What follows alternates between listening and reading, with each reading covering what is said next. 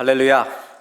네, 소개받은 대로 저는 12월 말로 이제 토론토 영락교회에서의 사역을 마감했고요. 지금은 상당히 자유롭게 많이 다니고 있습니다. 올해만도 한 10나라 정도를 다닌 것 같아요. 내년에도 또 새로운 곳으로 하나님께서 많이 인도해 주셔서 감사합니다.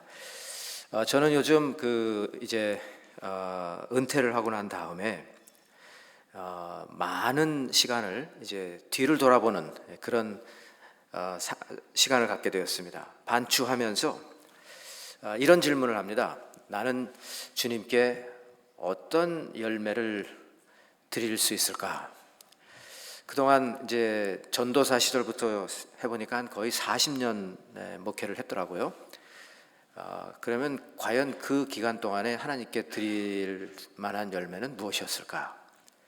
또 하나님 앞에 갔을 때 부끄러운 것은 무엇일까? 아쉬운 것은 무엇일까? 이런저런 생각들을 많이 하게 됐습니다. 지금 금방 우리 목사님께서 광고해 주셨는데 두 가지가 이렇게 동시에 광고를 하셨는데 상당히 생각하게 만들었습니다. 시니어도 단기 선교 가십시오. 바로 이어서 묘지 구입하실 분. 근데요,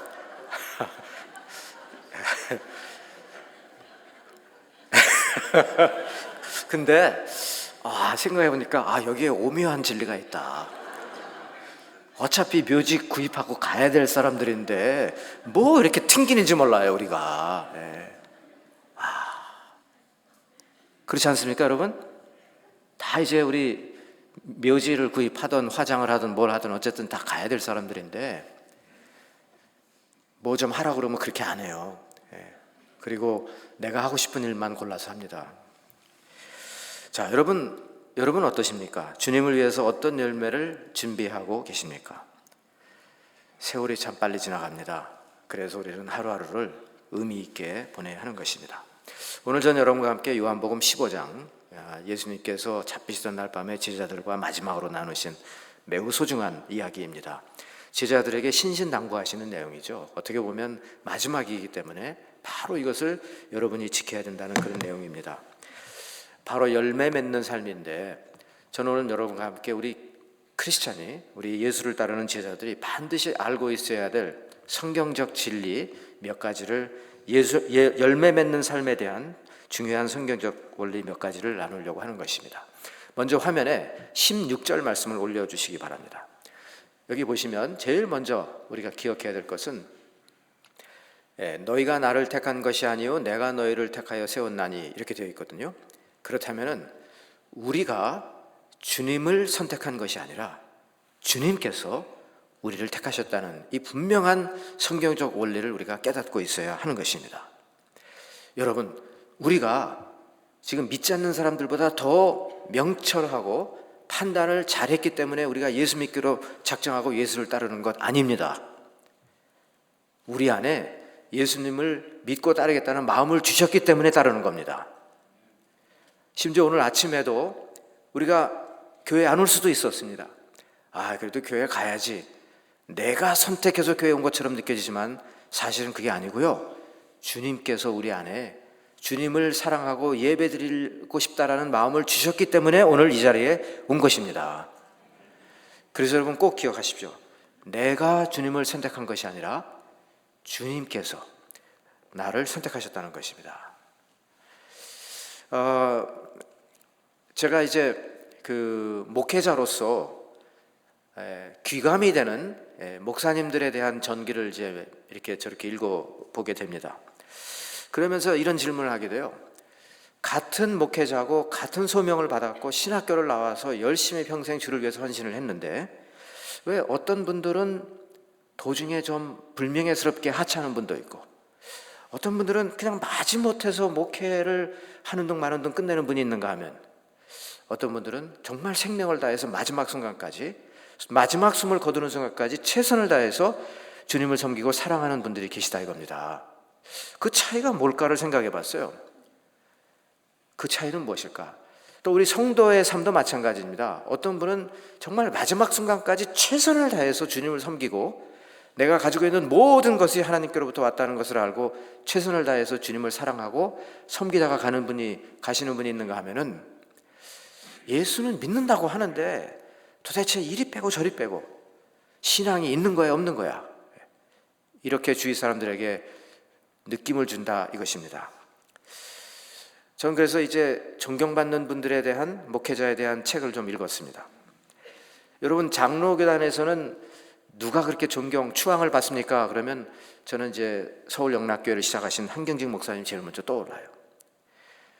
그분은 정말 대단한 분이었더군요. 정말 대단한 분이었습니다. 자, 그럼 여러분, 비슷한 맥락에서 성결교단에서는 누구를 뽑으시겠습니까? 성결교단. 제가 오래전에 성결교단의 추앙을 받는 정진경 목사님, 고 정진경 목사님, 한 15년 전에 하나님 부르심 받으신 분인데, 이분의 전기를 읽었습니다. 이분의 그 자서전, 목적이 분명하면 길은 열린다라는 책에 나오는 이야기입니다. 그걸 읽고 나서 보니까 왜 이분이 이렇게 성결교단에서 존경을 받는지를 알게 되었습니다. 역시 무언가 다르다. 한경직 목사님도 그렇고 정진경 목사님도 그렇고 무언가 다르다라는 걸 느꼈어요. 이분이 이제 6.25 때 이야기입니다. 청년, 아주 젊을 때예요.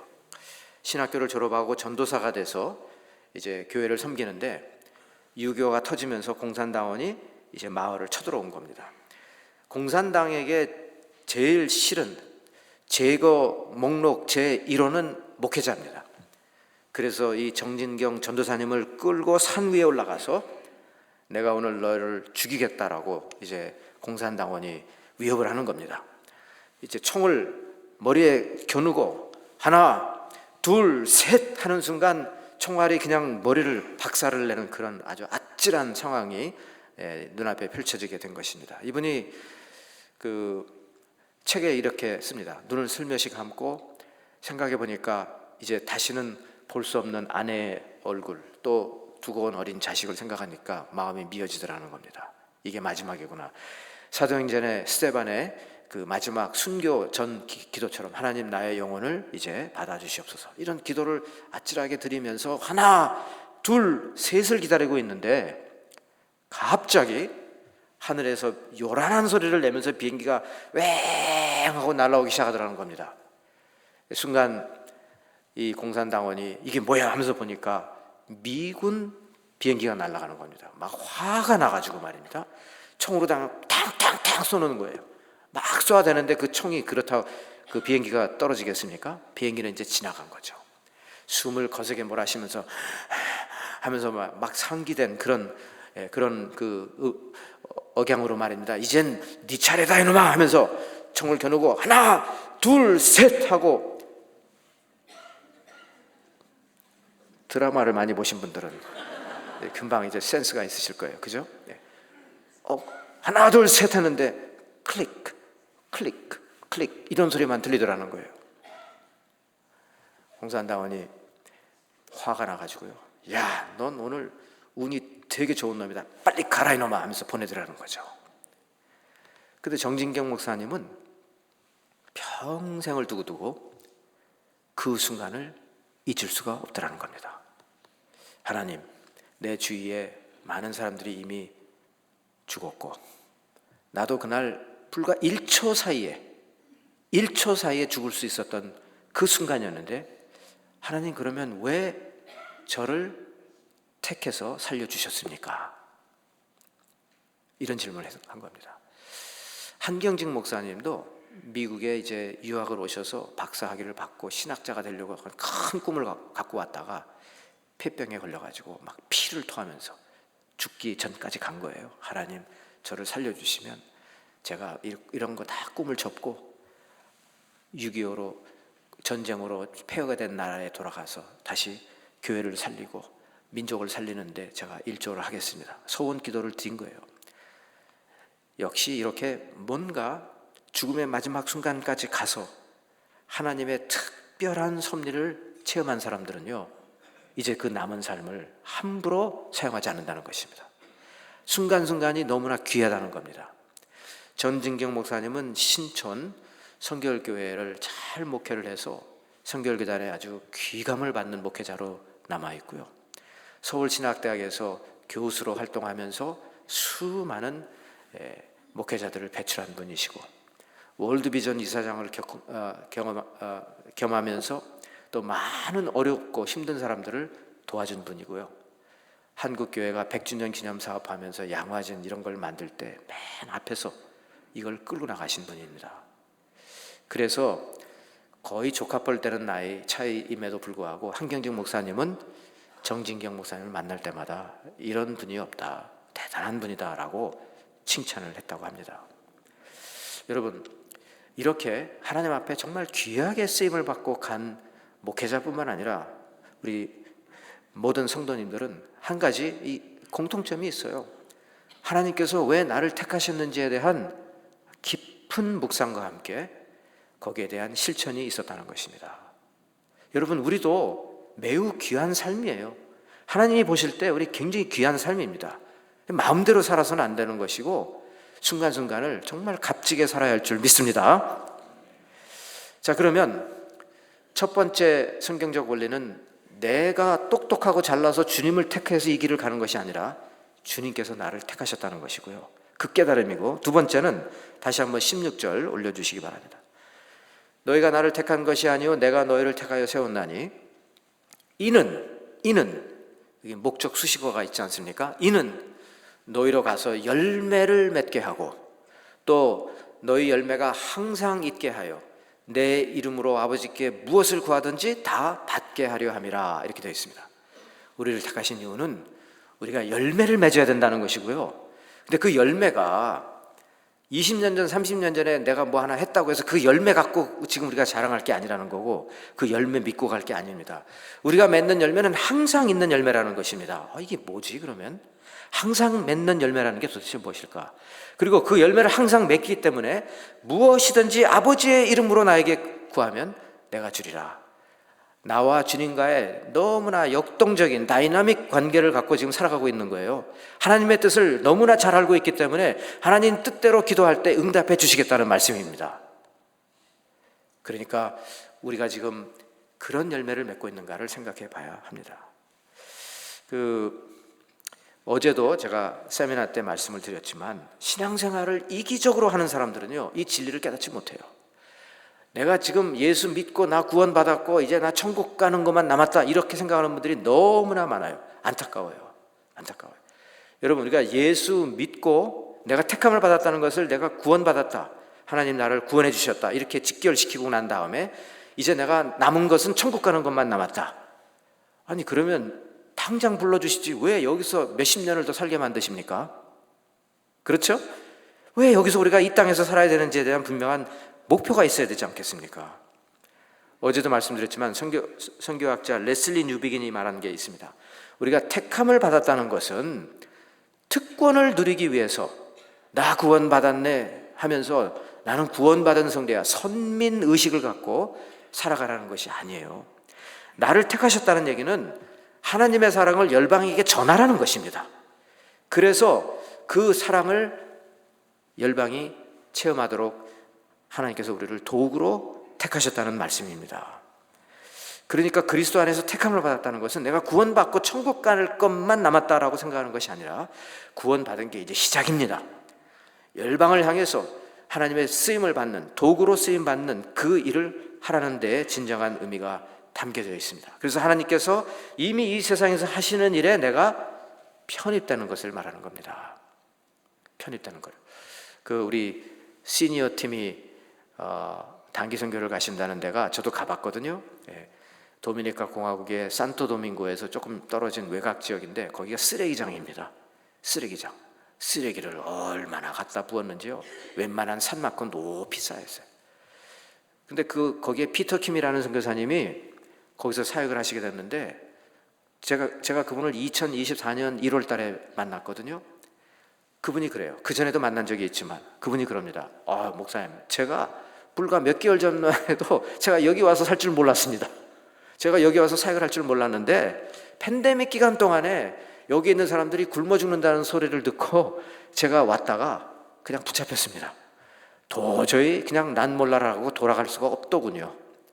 이렇게 해서 시작이 된 겁니다. 지금 귀하게 쓰임을 받고 있지 않습니까? LA에서 은퇴하고 사실은 음악을 하시는 분인데 음악을 가르치러 왔다가 지금 쓰레기장에서 사역을 하고 계시는 거예요. 혹시 또 여러분 갔다가 붙잡혀가지고 쓰레기장에 계실까봐 안 가신다고 하면 그런 걱정은, 그것도 하나님 보시기에 쓸만하면 붙잡으시는 겁니다. 아무나 붙잡는 거 아니에요. 네. 여러분, 우리는 열매 맺는 삶을 살아야 됩니다. 특히 요한복음 15장이라는 컨텍스트에서의 열매는 다른 것 없습니다. 사랑의 열매를 말하는 겁니다.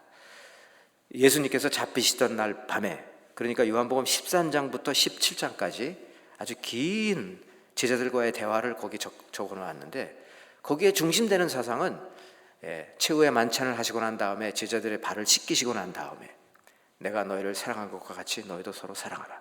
너희가 서로 사랑함으로 세상이 너희가 나의 제자가 됨을 알리라. 그러니까 여러분, 이 문맥에서 제일 중요한 열매는요, 사랑의 열매입니다. 사랑을 항상 함으로써, 그 사랑의 열매가 너희와 항상 있음으로써 그 뜻이에요. 그럼 나는 사랑의 챔피언으로 주위의 사람들에게 인정받고 있는가? 알려져 있는가? 그러면 사랑의 가장 최고의 행위는 무엇인가? 결국 사랑의 가장 최고의 행위는요, 한 영혼을 끝까지 사랑해서 그 영혼이 예수님께로 가도록 도와주는 것, 그거 외에 더 숭고한 사랑이 또 어디 있겠습니까?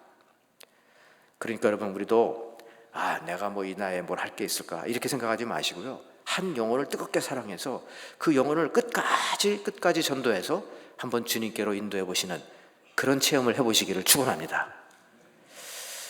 그 영락교회에 이제 시니어들이 많으신데, 시니어들을 위한 프로그램을 이렇게 하다 보니까 어떤 분이 아주 열심히 사역을 하셔요. 근데 우리 교회 오신 지 몇 년 안 돼 보입니다. 그래서 제가 한 번은 그분을 이렇게 따로 여쭤봤어요. 어디서 그렇게 신앙생활을 잘 하시다가 오셨나요? 정말 이렇게 보니까 귀감이 됩니다. 그랬더니 저를 이렇게 보시고, 목사님, 저는요 사실 교회하고 담을 쌓고 이미 나서 수십 년 동안 교회 안 나온 사람입니다. 오, 근데 몇 년 전부터 그럼 우리 교회를 나오셨다고요? 예. 아니, 누가 집사님을 그럼 교회로 인도했습니까? 저희가 했습니다. 그러시는 거예요. 손가락을 이렇게 보니까, 아이고, 저분은 말이 많은 분인데, 지나가다가 저분한테 걸리면 한 10분은 얘기를 들어야 되는데, 아니, 저분이 인도를 하셨다고요? 제가 그래서 그분을 새롭게 봤어요. 오, 저분에게 또 저런 면이 또 있구나. 야, 전도를 그렇게 하셔. 근데 어떻게 저분이 교회로 인도하셨나요? 아이고, 말도 마세요. 끈질깁니다. 아니, 어떻게 하셨길래? 아니, 저 양반이 우리 세탁소에 매일 찾아왔어요. 교회 가자고. 그래서 제가 얘기를 했죠. 나는 교회 안 간다고. 내가 이민 초기에 와서 보니까 교회가 엄청 싸움만 하던데 난 그런 교회 안 간다고. 교회 안 간다고 아예 담을 쌓고 지금 안 간 지 수십 년 됐다고.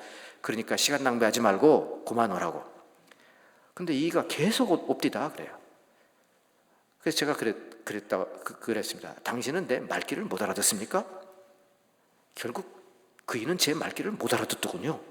계속 와요. 얼마나 왔습니까? 2년을 내려왔습니다. 와, 그 어떻게 결론이 났습니까? 제가 너무 성가시고 너무 힘들어서 그래 갈게라고. 근데 지금은 못 간다고 했어요. 나중에 간다고 하니까 이분이 막 끝까지 그럼 언제 올 거냐고. 세탁소 팔고 생업에서 은퇴하면 간다고 얘기를 해드렸다고 그러는 거예요. 그랬더니 이 양반이 세탁소 파는 날만 기다리고 있다가 판다고 소문이 들리니까 또 왔다는 거예요. 와가지고 어떻게 약속 지킬 거지요? 그러더라는 거예요. 무슨 약속이요? 아니, 팔면은 온다고 그랬잖아요. 그래가지고 거기 잡혀가지고 왔다는 거예요. 와서 보니까 본인이 수십 년 전에 경험했던 이민 초기의 그 교회의 모습이 아니라 꽤나 조직적이고 사람들이 상당히 신사적이고 프로그램도 잘 운영이 되고 그래서 다시 나오기 시작을 했고, 나오다 보니까 하나님과의 믿음이 더 돈독해졌다는 것입니다.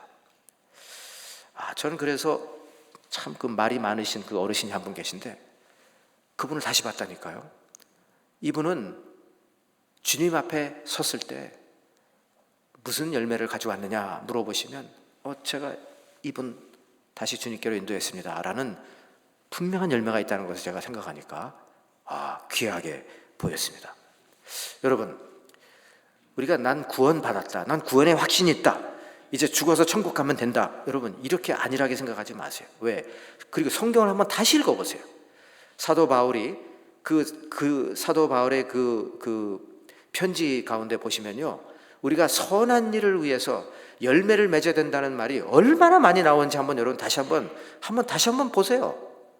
한 구절만 제가 올리겠습니다. 디도서 2장 14절에 보시면, 그가 우리를 대신하여, 같이 읽겠습니다. 시작. 그가 우리를 대신하여 자신을 주심은 모든 불법에서 우리를 속량하시고 우리를 깨끗하게 하사 선한 일을 열심히 하는 자기 백성이 되게 하려 하심이라.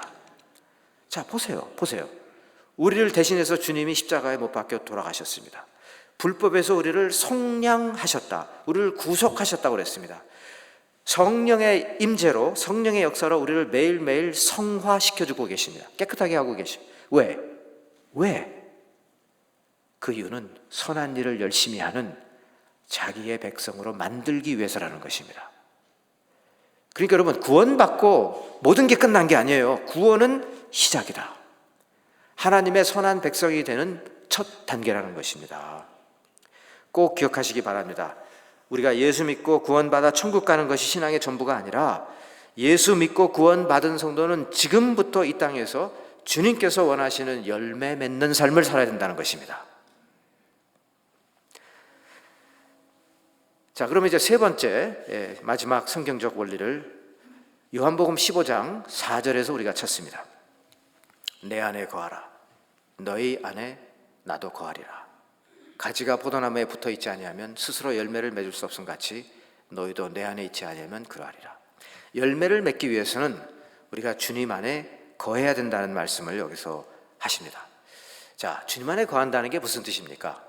물론 기본적으로 말씀 읽고 기도하고 주님에 대한 또 가르침대로 따라서 살고 하는 것이 주님 안에 거하는 것, 그건 일반적인 겁니다. 일반적인 것. 그런데 여러분, 저는 좀 다른 각도로 한번 풀어봤습니다.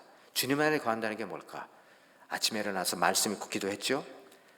그 다음에 하루를 살면서 주님의 생각으로 내 머리가 가득 차야 되는 것을 말하는 것이고, 주님의 그 감성과 그 느낌으로 내 마음속에 가득 차 있는 것이 바로 주님 안에 거하는 겁니다. 그것이지. 여러분 한번 생각해 보십시오. 아침에 주일 예배 나와서 예배 잘 들으셨어요? 성도의 교제가 있었습니다. 이제 점심을 또 누구하고 먹기로 약속을 해서 점심을 먹어요. 같은 성도들이 점심을 먹고 있어요. 근데 입을 딱 열고 하는 말이, 야, 어떻게 해야 골프 스윙이 좀 나아질까? 어떻게 해야 이 세일 아이템을 제대로 찾아서 갈 수 있을까? 어떻게 해야 우리가 크루즈를 좀 잘, 가성비 좋은 크루즈를 타고 갈 수 있을까? 여러분, 내 머릿속에 그런 것으로 가득 차다면요, 과연 내가 주님 안에 거하고 있는가를 물어야 되는 겁니다.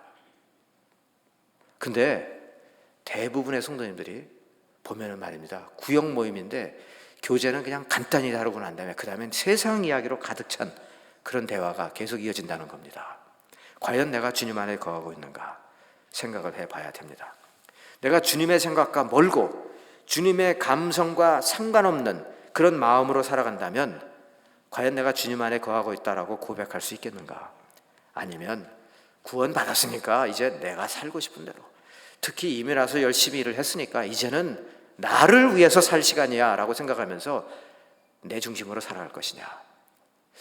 여러분 오해하지 마십시오. 제가 지금부터 드리는 예화는 어떤 일정 인물을 이렇게 깎아서 내리려고 하는 그런 전혀 의도가 아닙니다. 그냥 이건 있는 그대로 말씀을 드리는 거예요. 제가 30여 년 전에 부목사 시절 때 김삼환 목사님이 토론토 영락교회 부흥 강사로 오신 적이 있어요. 그분이 설교 도중에 자신의 간증을 하는 이야기를 제가 잠깐 드리려고 하는 겁니다. 절대로 그분을 깎아내리려고 하는 게 아니에요. 이분이 그래요. 내가 한때는 주님 안에 거하지 못하면서 목회를 하는 참 창피한 그런 모습이 있었습니다. 크게 회개하고 나니까 저의 목회가 달라졌습니다. 이런 내용의 간증이었습니다. 이분이 이제 아마 목회 시작 단계였을 거라고 저는 추측을 하는데, 여러분, 이 목회자들은 말입니다. 특히 설교자들은 토요일이 매우 긴장 속입니다. 원고를 다 끝냈어도요, 다시 원고를 돌아보고 예화가 적절한지, 다시 어디에서 포인트를 둬야 될 것인지 계속 또 이렇게 다듬고 그럽니다. 그러니까 토요일 날 행사가 참 많으면 매우 불안해요. 가고 싶지 않아요. 꼭 오라고 하는데 이걸 가야 되나 말아야 되나 늘 이런 고민입니다. 특히 이제 토요일 저녁이 되면 계속해서 이제 집중을 할 수밖에 없어요. 내 설교를 내가 잘 준비해야 되는데. 자, 이것이 이제 대부분 설교자들의 모습이거든요. 근데 김상환 목사님은 토요일 저녁에 뭘 했느냐? 바둑을 두고 있었다는 거예요. 바둑에 심취돼가지고 그냥 설교 원고 놓고 바둑판 놓고, 그래가지고 어쨌든 이제 원고를 준비해서 주일 아침에 강단에서 설교를 하는데, 이렇게 보니까 바둑판이 보이면서 까만 머리는 까만 알, 하얀 머리는 하얀 바둑알, 뭐 거기까지도 이해가 되겠는데 본인이 그 다음부터 막 바둑을 두고 있더래요. 하나, 또 아다리 이러면서 말입니다. 그래가지고 이분이 그 자신이 그런 모습을 보고 깜짝 놀라가지고 큰일 났다. 성도님들이 일주일 내내 세상에 나가서 고생하고 주일 예배 와서 그 말씀 듣고 은혜 받고 힘을 얻어서 가야 될 그런 기대로 왔는데 너 지금 뭐 하고 있는 거냐 하면서 강한 자책의 소리가 들리더래요. 하나님 앞에 크게 회개하고 다시는 내가 이렇게 안 살겠다고, 그렇게 이제 그분이 말씀을 하셨다는 겁니다. 여러분, 주님 안에 거한다는 것은요, 주님의 생각으로 가득 차는 것을 말하는 것이고 주님의 그 감정이 내 마음속을 가득 채우는 것을 말하는 겁니다. 우리가 길거리를 지나가다가도요, 주님의 생각을 하고 있어야 되는 거고, 특히 예수 믿는 사람들끼리 만났으면 주님의 생각을 나누는 것이 당연하지, 왜 자꾸 골프 스윙 얘기를 하고 있냐 이겁니다. 골프를 치지 말자는 얘기가 아니에요. 왜 어디 가서 더 뭐 좋은 데 놀러 갈 데가 없느냐, 더 맛있는 데 없느냐, 왜 이런 얘기만 하고 있느냐는 거예요. 어떻게 해야 이 토론토 도시에 지금 이 무슬림들이 이렇게 몰려오고 있는데, 아니 1, 2년 전만 해도 이렇게 히잡 쓴 사람들이 없었는데 왜 이렇게 많아 요즘에 하면서, 그럼 우리가 어떻게 살아야 되나요? 고민해야 되지 않겠습니까, 여러분? 아멘? 상당히 이렇게 무서워하시는 것 같아요. 아멘입니까? 저는요, 제가 살고 있는데 이렇게 팀홀튼스에 앉아 있는데 왜 이렇게 히잡을 쓴 사람들이 많이 들어오는지 몰라요. 제가 사는 데가 이제 그 404하고 셰퍼드 고 페어뷰 몰 그 근처인데 말입니다. 거기 이제 빅토리아 박고 근처인데, 거기 그 팀홀튼스에 제가 가끔 가거든요. 그러면 막 히잡 쓴 사람들이 막 대거 몰려와요. 야, 이게 뭐야 도대체? 그리고 정말 혐오스럽게 이렇게 막 눈만 이렇게 딱 이런 사람들이 막 자주 등장을 하는 거예요. 그래서 제가 이상해서 보니까 우리 동네에 그 사이에 대형 모스크가 2개가 생긴 거예요. 그 안에는 신학교도 하는 것 같아요. 그래서 제가 인터넷으로 들어갔어요. 이맘이 무슨 소리를 하고 있는가 들어가서 보니까 말입니다. 이 양반이 그냥 막 그 이슬람화를 시키기 위해서 노력을 하고 있더라고요. 여러분, 이게 우리 현실이에요.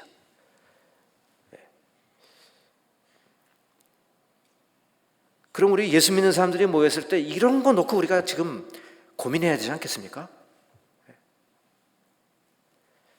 그래서 제가 이제 지난 3월 달에 일본에 이제 갔어요. 여러 나라를 이제 순회하면서 일본에 갔는데, 그전에는 일본에 가면 뭐 동경이나 이런 데서 회의하고 오고 그런 것만 보다가 이번에는 규슈에 갔습니다. 오랜만에 정말 시골 풍경을 보면서 거기에 사가현이라는 곳을 갔습니다. 일본 목사님하고 대화를 하는데 그래요. 목사님이 일본 사람들은 정말 예수를 안 믿습니다. 너무너무 힘들어요. 전도하는데 죽으라고 안 믿습니다. 그러면서 그래요. 사가현의 인구가 60만 명인데 개신교회가 40개입니다. 40개인데 다 힘이 없어요. 평균 출석이 10명에서 20명입니다. 이 40개 교회가 1년 내내 전도해도 20명 세례를 줄까 말까 합니다. 와, 이게 얼마나 일본이 힘드냐면 여러분 그 신사참배 그 표현 많이 들으셨잖아요. 신사 이 공공연한 신사가 있는가 하면 또 개인적인 신사도 굉장히 많아요. 누가 조사를 한번 했더니 일본에는 편의점보다 신사가 5배가 많답니다. 별로 안 놀라시는데 한번 해보세요. 일본에는 편의점보다 신사가 5배가 더 많답니다. 지금 어떤 분은 이게 뭔 소리요 지금 그러시는데 아니 조금 감동을 받으시라고요. 신사가 5배가 많고 그 사람들의 세계관 속에는요 온갖 잡신이 그냥 머릿속에 가득 찬 겁니다. 임신을 한 출산을 앞둔 임산부가 신사 앞에 가서 기도하고요.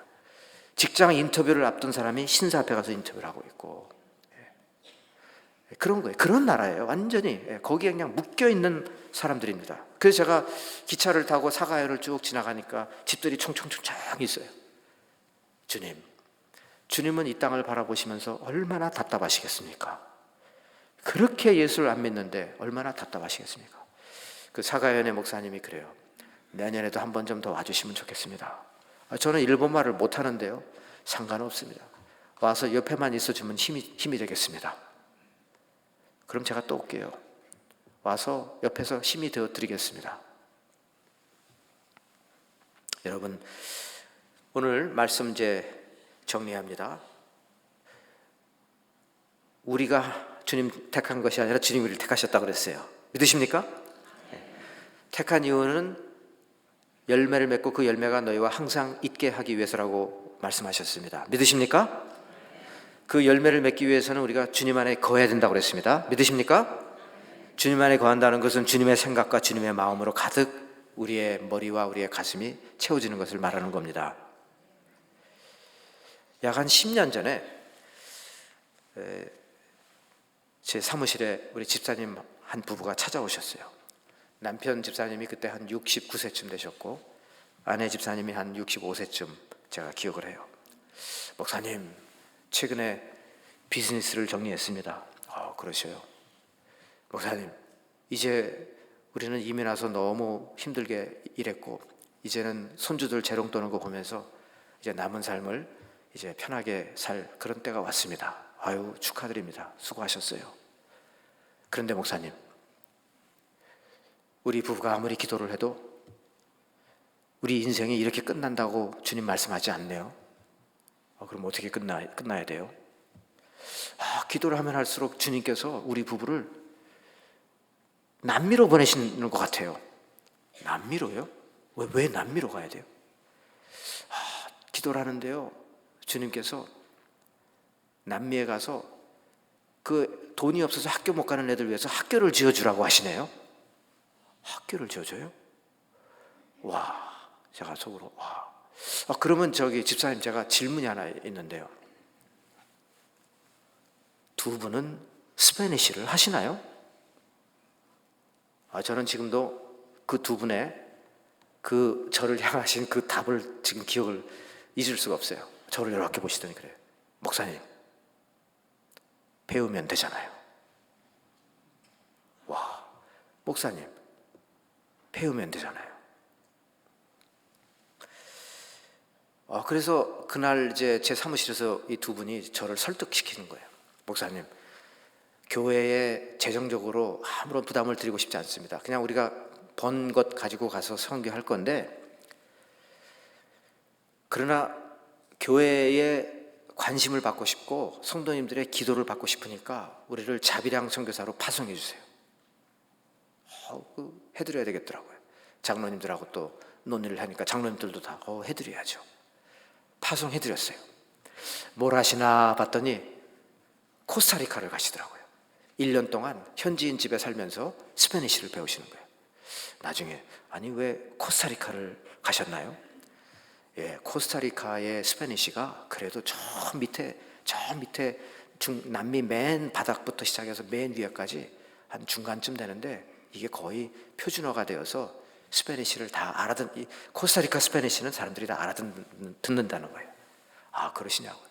1년을 스페니쉬를 배우시더라고요. 뭘 하시나 봤더니 다시 토론토로 와서 집을 팔았어요. 니카라구아의 시골로 들어가서 1시간 떨어진 수도에서 떨어진 시골로 가셔서 커피 농장을 샀습니다. 나무를 다 밀고 거기에 이제 유치원부터 초등학교까지 건물을 다 지은 거예요. 그리고는 이제 팬데믹 전인데 아이들을 막 받았어요. 목사님 좀 오셔서 기도해 주세요. 가려고 했는데 그만 이런저런 차일피일 미루다가 그만 팬데믹이 터진 겁니다. 팬데믹이 끝나자마자 제가 이제 가게 되었습니다. 거기 사진에 보시면 조회, 니카라구아 에베네셀 크리스찬 아카데미라고 이렇게 시작을, 또 그 다음에 보시면 애들이 아주 이렇게 예쁜 애들이 있어요. 또 다음 사진에 여기 스탑. 이제 모닝 어셈블리를 하는 겁니다. 제가 이제 거기를 참석을 했어요. 애들이 한 200명 정도가 쫙 와 있더라고요. 제가 제일 궁금했던 거는 두 선교사님의 스페니시가 어느 정도일까 너무 궁금한 거예요. 우리 이제 여 선교사님이 먼저 아이들 앞에서 한 20분 정도 말씀을 하시더라고요. 근데 제가 깜짝 놀랐어요. 제가 스페니시는 못하는데 들으면은 스페니시 같아요. 그리고 애들이 막 동시에 막 좋다고 깔깔 웃는 걸로 봐서는 뭔가 소통이 되고 있는 거예요. 20분 정도를 그 스페니시를 한다? 야, 대단하시다. 그 후에 이제 우리 남선교사님이 또 한 10분 정도 하시는데, 아무래도 남자는 좀 언어 습득이 조금 느릴 수 있죠. 그러니까 조금 슬로우 하긴 했지만 그래도 또박또박 본인의 의사를 다 전달하시더라고요. 제가 나중에 물어봤어요. 아니 저기 선교사님, 스페니시 레벨이 어느 정도이세요? 물어봤더니 그거 잘 못합니다. 아니 근데 어느 정도이시냐고. 그랬더니 이제 그분이 그래요. 저희가 그냥 관공서 이런 데 가서 필요한 이야기는 할 수 있을 정도로 소통이 됩니다. 그래요. 아니 그러면 이 학교 지을 때 이것저것 퍼밋도 받아야 되고 굉장히 복잡했을 텐데 서류 제출하고 그러면 힘들지 않았어요? 힘들죠. 하나 갖다 놓으면 10가지 해오라고 그러고 아주 골치 아팠습니다. 그럼 혹시 그럴 때 슬쩍 이렇게 슬쩍 이렇게 조금 이런 거 없었습니까? 전혀 그런 거 없었습니다. 그냥 고지식하게 해오라면 해오라는 대로 그대로 해왔습니다. 시간이 오래 걸렸지만 그대로 해왔어요. 근데 나중에 보니까 이게 저에게는 너무 소중했습니다. 왜냐하면 여러분 그 니카라구아가 중남미의 세 나라가 반미 성향이 있어요. 큐바, 베네수엘라, 니카라구아. 항상 그 북미에서 온 선교사들 추방하려고 그냥 늘 노리는 그런 나라입니다. 최근에 어마어마하게 많은 NGO가 다 취소당하고 그랬어요. 하나라도 불법을 했을 때. 근데 이분은 처음부터 모든 것을 다 그냥 했기 때문에, 법대로 했기 때문에 전혀 문제가 안 생긴 겁니다, 이번에. 그런데 저한테 그래요. 제가 물어봤거든요. 여쭤봤거든요. 그 선교하실 때 그러면 통역관을 이렇게 데리고 가셔가지고 그 복잡한 얘기들을 다 설명을 하셨습니까? 아니요. 통역관 없이 그냥 했습니다. 그 정도면 스페니시가 정말 대단하십니다. 라고 제가 말씀을 드렸어요. 자, 이제 초등학교까지 다 짓고 났는데 이날 교육청에서 관계자가 나와가지고 부탁을 하더라고요. 정말 카나다에서 오셔서 너무 고맙습니다. 그리고 초등학교까지 지으셨는데 제발 고등학교까지 끝내주시기 바랍니다. 근데 문제는 이제 이분들이 집을 팔아서 돈이 다 떨어진 거예요. 그런데 여러분, 하나님의 뜻대로 가니까, 하나님이 부르셨잖아요. 가라고. 뜻대로 가니까 하나님께서 다 필요한 사람들을 다 매칭해 주시는 거예요. LA에 어떤 이민 오신 분이 이제 돈을 많이 벌었나 봐요. 야, 이걸 어떻게 좀 의미 있게 쓸 수 있을까? 기도하는데 파운데이션을 만들었어요. 기도하는 가운데 유튜브에 이 학교가 나온 걸 보고 이거다. 연결이 된 겁니다. 지금 고등학교까지 다 지었고요. 강당도 지금 절반 이상 짓고 있어요. 물론 우리 토르테크학교에도 두 교실을 짓는데 우리가 도와드리긴 했지만 전적으로 이것은 정말 하나님께서 다 지금까지 주도하신 거예요. 제가 얼마 전에도 거기를 이제 은퇴하기 전에 마지막으로 다녀왔는데, 목사님, 이제 제 나이가 79세, 아내가 75세입니다. 이제는 누가 와서 이제 이걸 맡아줘야 되는데 좀 기도 많이 해주세요. 이분들의 하루 일과를 보니까 새벽 4시 되면 벌써 하루가 시작이에요. 거의 밤 11시까지 열심히 사역을 하시더라고요. 이 아이들이 말입니다, 여러분. 정말 최고의 교육을 받고 있고 무엇보다 크리스천 밸류를 받고 있어요. 이게 얼마나 소중한지 모릅니다. 하나님께서 이분들 이제 받으실 열매가 얼마나 풍성할까를 생각해 봅니다. 여러분, 오늘 집에 가서 집을 내놓으시라는 얘기가 아니고, 그렇지만 여러분, 우리가 이제 남은 삶이 묘지도 지금 사라고 하는데 정말 남은 시간 그렇게 많지 않아요, 여러분. 그렇다면 내가 어떻게 살아야 될지, 어떤 열매를 맺으면서 살아야 될지를 다시 한번 고민하면서 우리의 삶을 주님께 맡기시는 저와 여러분들이 되시기를 예수 그리스도 이름으로 축원합니다.